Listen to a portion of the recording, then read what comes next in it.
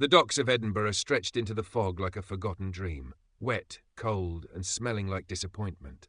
Emma paced along the water's edge, furiously tapping on her phone like that would summon a miracle. No passenger ferries to Norway since 2008. Her face twisted into that oh no, everything's ruined look she gets when her plans go sideways. I stretched lazily on her travel bag, flicking my tail, perfectly calm. Humans are such fragile creatures. Fantastic strategy, I mused. What's next? Booking a submarine to Iceland? She ignored me, muttering about detours through continental Europe, her big bucket list road trip already hanging by a thread. She could have driven through Europe. She had the time, the money, and the rolling den, our trusty caravan.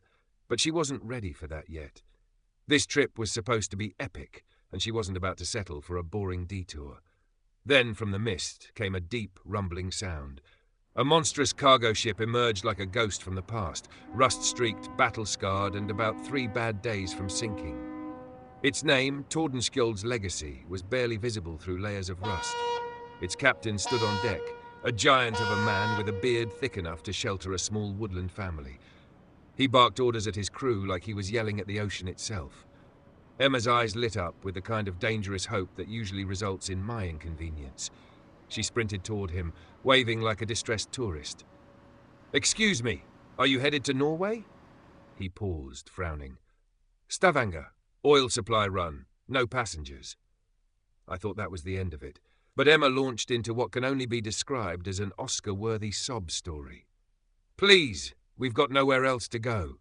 She clasped her hands in the universal gesture of desperation.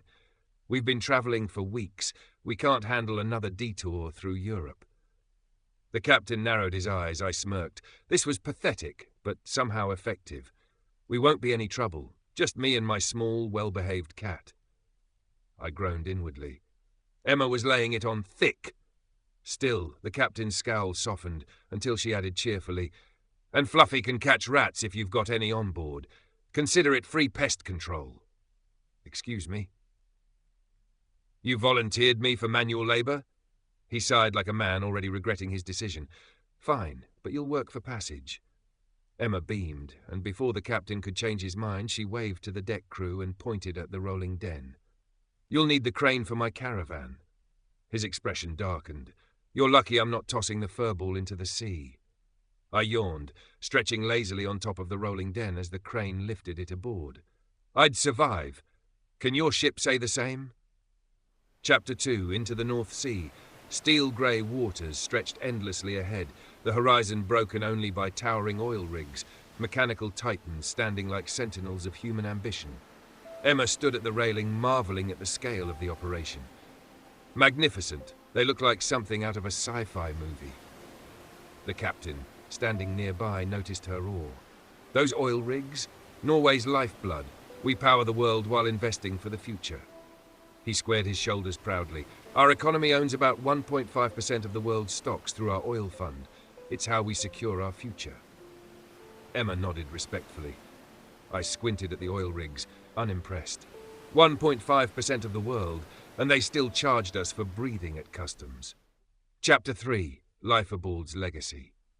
Life aboard the cargo ship was charming, if you enjoy being trapped in a rusty metal box that smells like fish and failure. Our cabin was a steel cage with a bunk that creaked like it hated being used. Every surface seemed coated in rust, grime, or an unsettling mix of both. Emma, ever the optimist, called it adventurously rugged.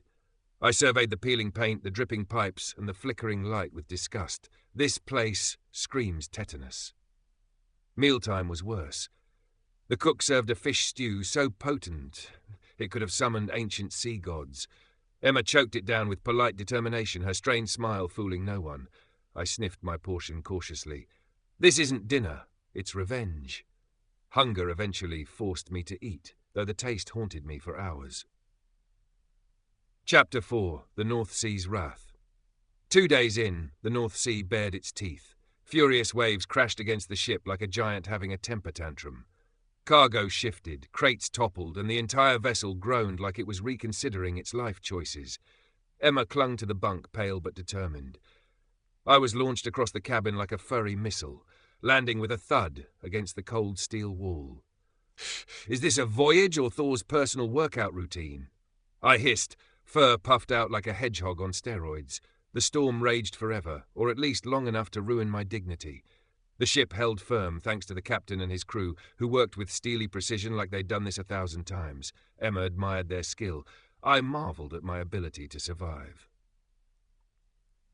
Chapter 5. Arrival in Norway. The Price of Freedom. At last, Norway's rugged coast rose from the mist, its rocky cliffs towering like the edge of a forgotten world.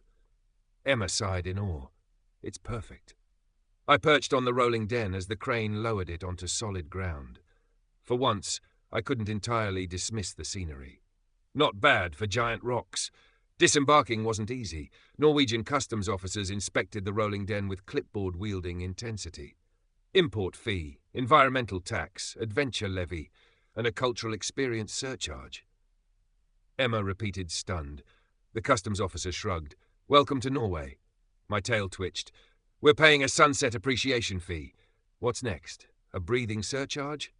With considerably lighter wallets, we were finally free to explore. Emma celebrated. I silently vowed feline revenge. Let me know if you'd like further.